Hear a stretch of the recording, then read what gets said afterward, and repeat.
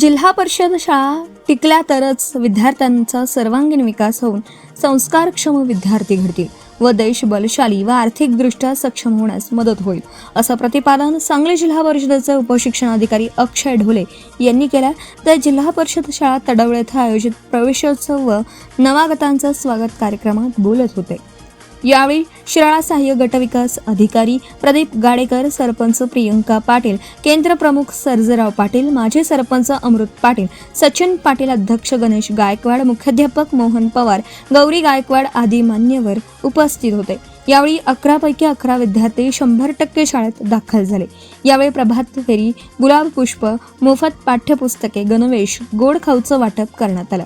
कार्यक्रमासाठी पालक अमोल पाटील, राजेंद्र पाटील, संपत पाटील, अंगणवाडी सेविका सुनीता पाटील, अनुराधा पाटील, सुनीता चव्हाण, अरुणा पाटील, भाग्यश्री पाटील, रवींद्र मोहिते आदी पालक व ग्रामस्थ उपस्थित होते.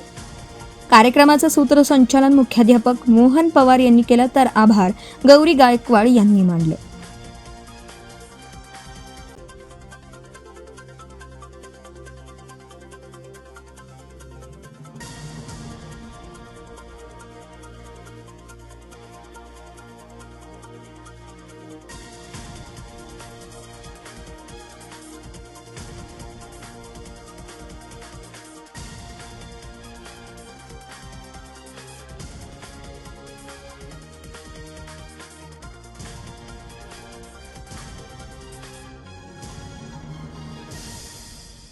आपण पाहत आहात भास्कर पब्लिकेशन प्रस्तुत BBL मराठी, बातमी निपक्ष, सदैव दक्ष.